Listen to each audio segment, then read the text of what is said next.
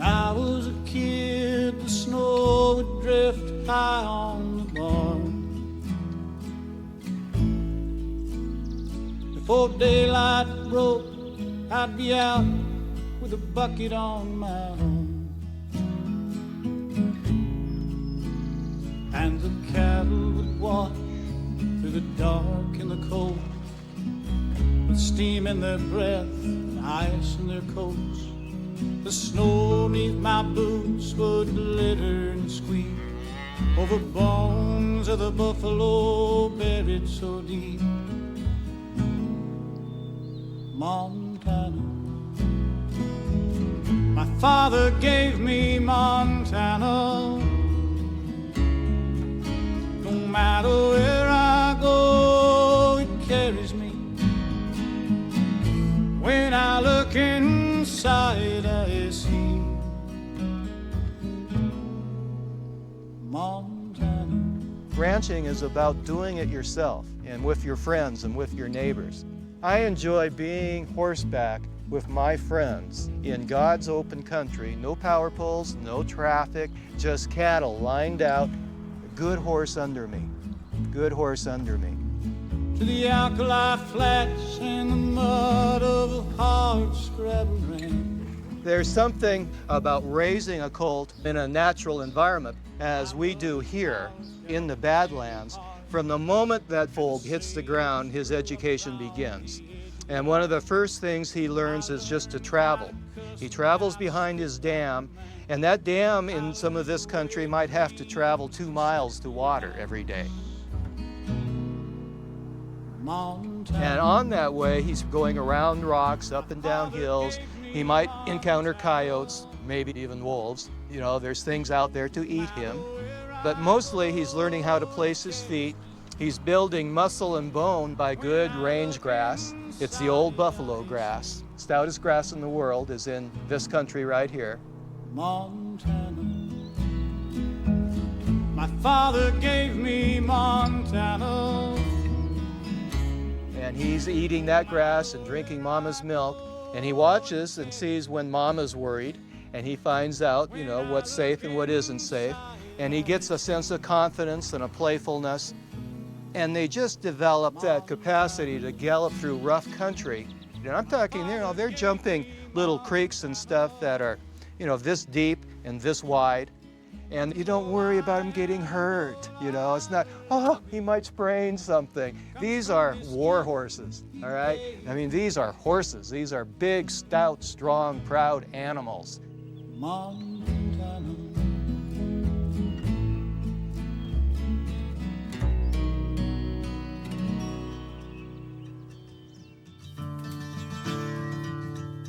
My husband and I were trail riding one day, and in the middle of the trail is this really nasty-looking black horse, and he's blocking the way. And he has burrs in his mane and his forelock, and he was skinny and he was really ugly looking, but he was not going to get out of the way. So when we went back up, we asked the barn manager, what's up with the black horse down there?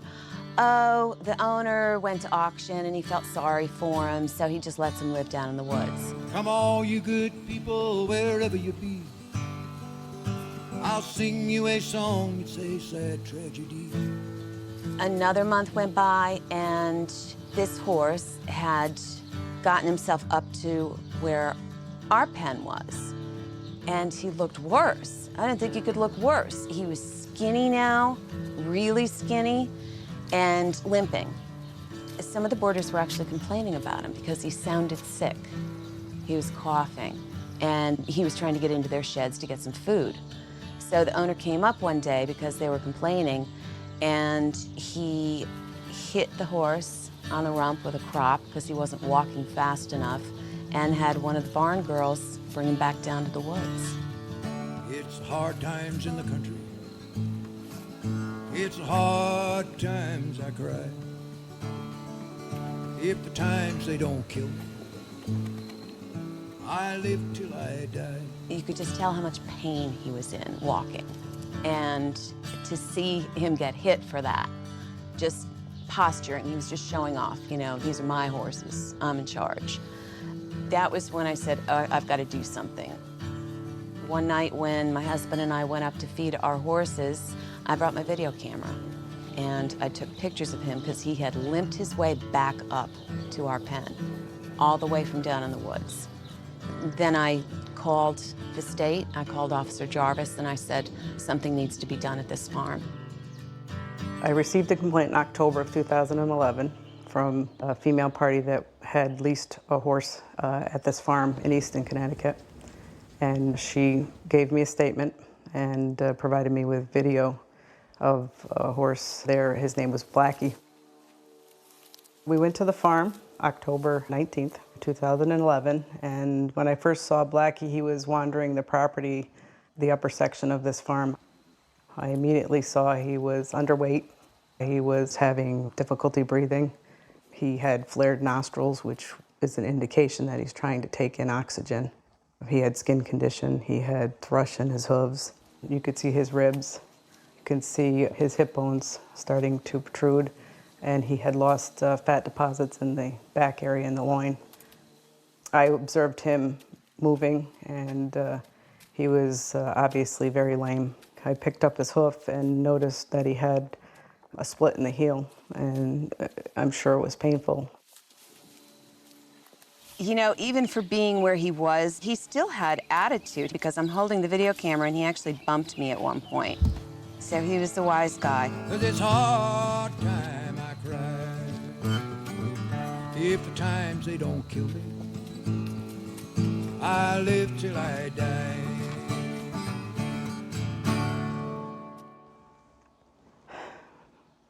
It's hard in this job to not get compassion and not show that it upsets you to see, especially horses. I grew up around them. To not see them in that condition, it makes me angry, but I can't show that. I have to maintain my professionalism and do my job. Out of the horses that we had in this particular case at the farm, the 5 that were seized, unfortunately, it was recommended that 3 of those horses be euthanized. And, sorry. 2 of those horses were saved. When we got there, he was way down in the lower part of the place, kind of isolated from the rest of the horses that were on that farm. And it almost looked like a junkyard. There was just like stuff laying all over the place and old cars and an open gravel pit.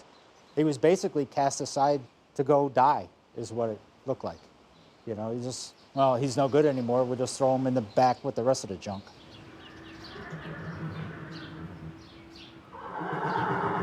I'm Ray Connors. I am the supervisor of the State Animal Control Division for the Connecticut Department of Agriculture. I oversee our Second Chance Rescue Barn here at the York Correctional Facility in Niantic, Connecticut, where we take abused animals in and rehabilitate them and hope to find them new homes.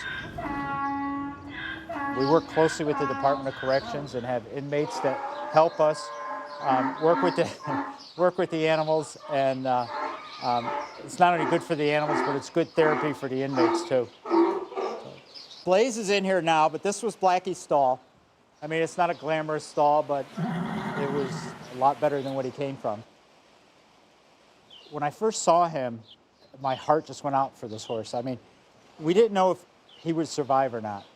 And we were tossing back and forth whether or not he should be euthanized, because that's how bad he was. His odds in general were against him, and the odds of him surviving were pretty minimal. His odds of being adopted would have been minimal because of his conditions. Probably most people wouldn't have taken the chance with him. They would have had him euthanized. But there was just something about the horse.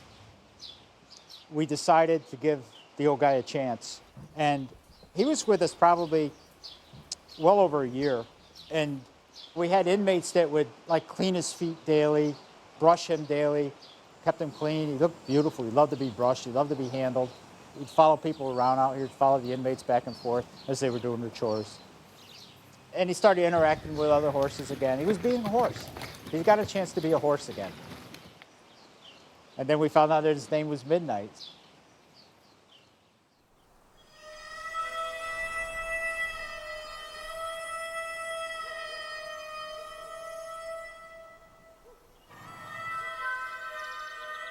Great horses, as you go through history, great horses have often a Shakespearean story. Just tragedy, a lot of overcoming adversity.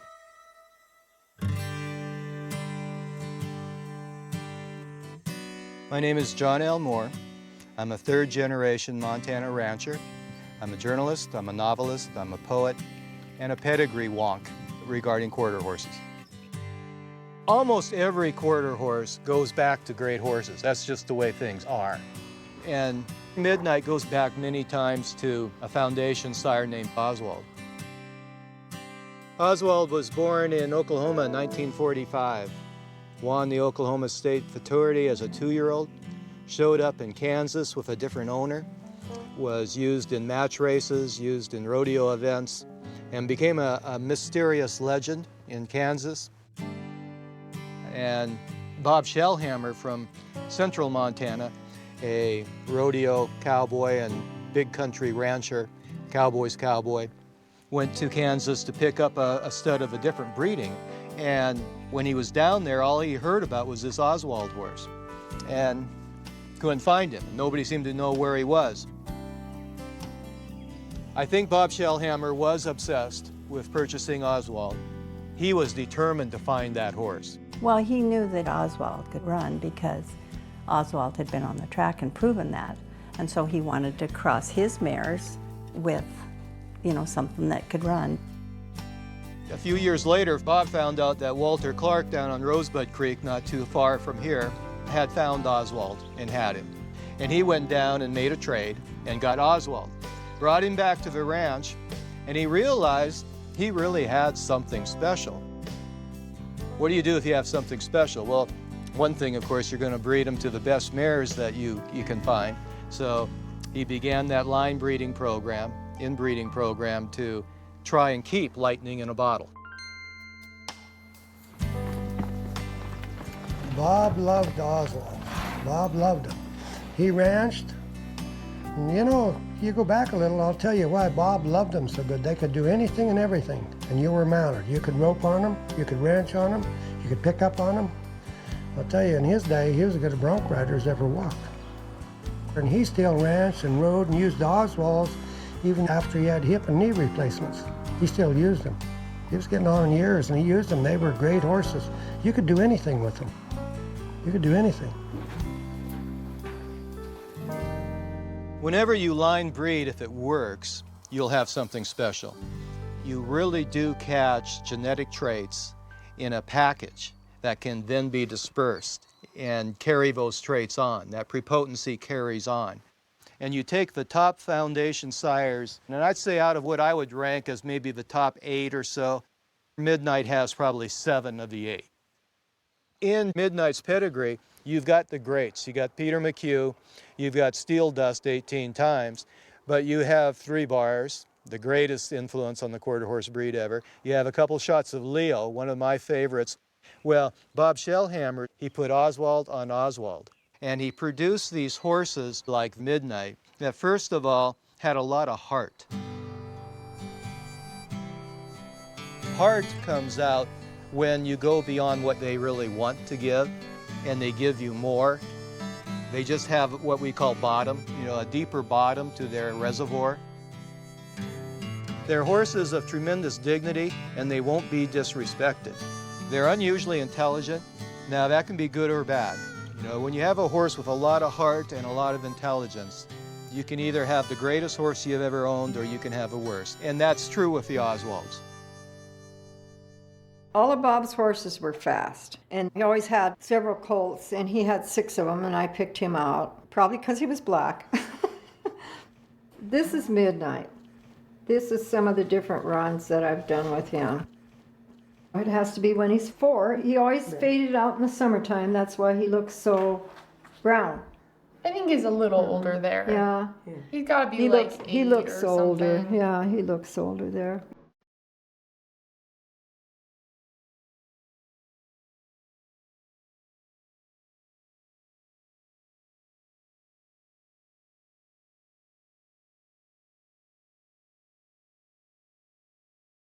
It takes time to get a barrel horse. Midnight showed interest in it. Oh, yeah. didn't he? Oh, yeah, he did, yeah. Your Oswald horses like to run. One time I thought, well, I'll do time only on him. And he was so fast for me, I thought, no, I can't handle him. He's too quick on this. For Midnight, she's got buckles and buckles. I think most of those are from Midnight. I can't even remember. We won so much. Those horses that really like their job, they get it. It's a game to them too, and they want to do it. They want to please you. They want to please themselves. I always wanted to win one of them leather sleeve jackets, you know? And I did. I won one off of Midnight. It's just that after time, he just got tired of it, I think. He'd get nervous, you know, you could tell it. He just didn't It was doing like, anymore. okay, I've had enough of this. You could barrel him practicing when we were by ourselves, and he'd do great. But as super. soon as we got around the crowd, he'd get really, upset. nervous. And towards the end, it just wasn't for him. And if he doesn't like to compete, you don't want him for a barrel horse. So I took him down there and sold him. Yep, right Yeah. down here at BLS. Good afternoon, everybody. Welcome to Billings Livestock Commission. This is the annual Cow Country Classic Horse Sale. It's been a part of Billings Livestock Commission's history since 1934. If everybody will stand up, take off cover, let's pay tribute to this flag. Noreen Linderman will lead us in the national anthem, and we'll be right on with the horse sale. Oh, say, can you see by the dawn's early light? Well, it's hard too when you compete a lot. You have to think this is not just pets. Maybe if we had unlimited funds, you'd keep them all till they passed away in your pasture, but he completed his job for us, so we had to move on to the next one. You can do a private sale or a public auction like we did with Midnight. What they do is have a little preview before the sale. So you ride the horse around, so we rode him around in front of people. A gentle horse is probably the easiest to sell, and Midnight was not a gentle horse. I would not have sold him for a kid's horse. Here's hip number 72. Here's Junior Midnight, 1994 Black Gilded. He is by Mr. Pete Oswald, by Oswald Pete. He's out of a Glen Avon, Oswald Pete's granddaughter. He is Shellhammer Ranch bred, top and bottom, go all day. He's been used to work cattle. He loads and shoes good. He got a good gal in the saddle. Hip number 72. The auction guarantees, you can't always guarantee who buys the horse, but you can guarantee that horse is gone that day. He is sold that day. You have money in your pocket. We don't really know who bought him there. When you sell a horse, of course, you just say goodbye. That's it, you know. Midnight sold at Billings Livestock at our June sale in 2008. He was sold here by Diane Bomar, who lives here at Billings, a local barrel racer. He was purchased by a horse trader and left Billings, Montana. Went off somewhere else. On the next one, let's go.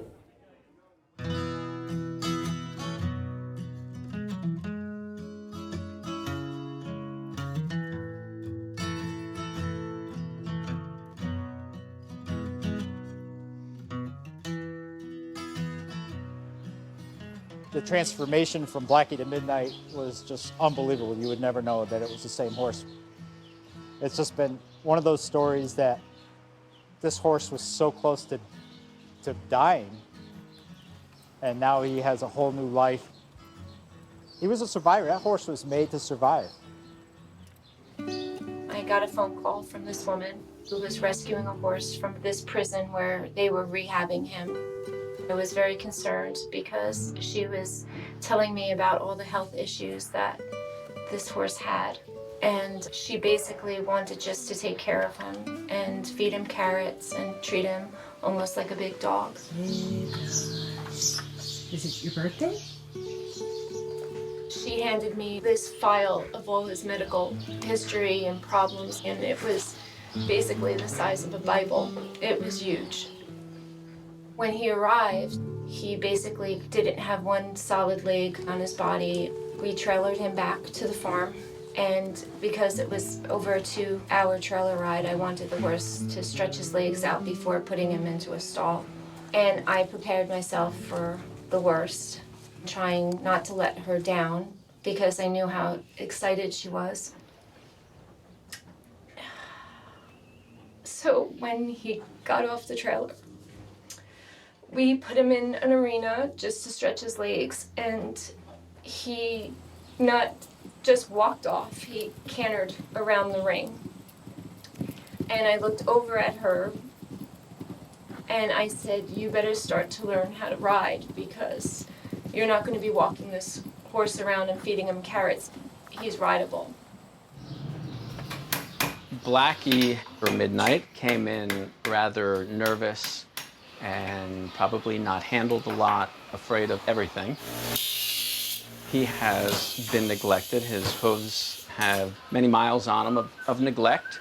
He has what is known as laminitis or founder, which is sinking of the bony structure. The laminae have become compromised and the whole bony column is rotated downward. So we chose to be patient. We did what he allowed us to do, which is simply 1 foot at a time. I think we're up to all 4 at one time now. It's taken a while, but we built up his trust. We let him work at his pace. We didn't force him, we didn't drug him, we did nothing other than be patient with him.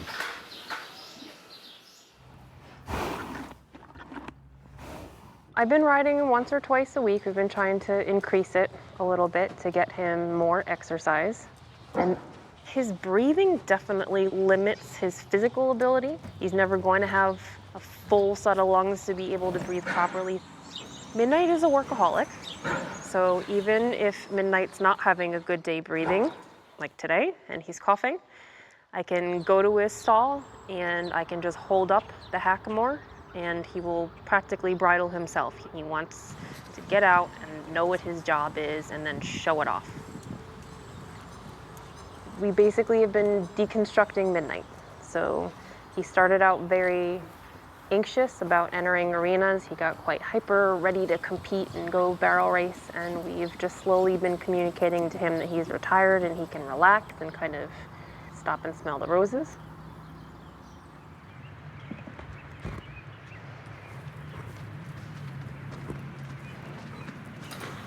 The old-timers used to talk about the look of eagles. That's that horse that would just kind of arch his neck a little and point his ears and always seem to be seeing something in the distance that nobody else could see.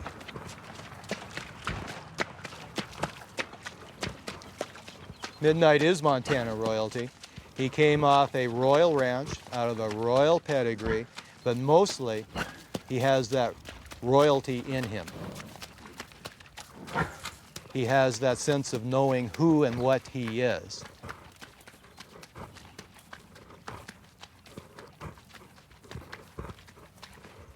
When he walked out of that bad situation he was in, and he walked out with so many other of these horses in this rescue situation, was he the one walking with that look in his eye that says, I'm living, all right? I'm living.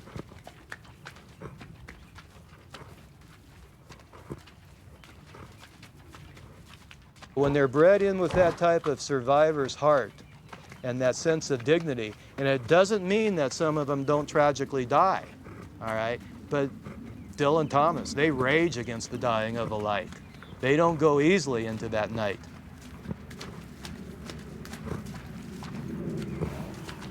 They go in like a champion with the intention of coming out the other side. If they don't make it, they don't make it. But they don't whimper and whine as they enter that dark tunnel.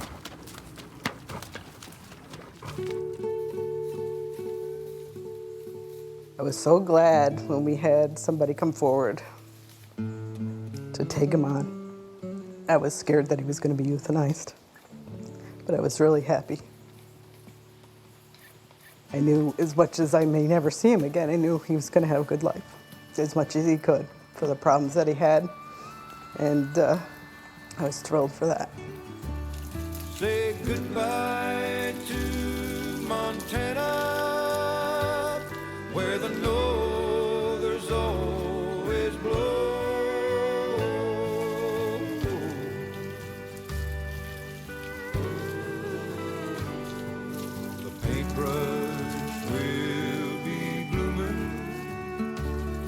by the time I get There's the old saying, a horse's eye is a window to their soul, and I believe that because a lot of the horses that are in poor condition, they almost have a glaze over their eyes. They're dull looking. Blackie, even though he was underweight and in poor condition, he just had a brightness about him and a spark in his eye. He really did.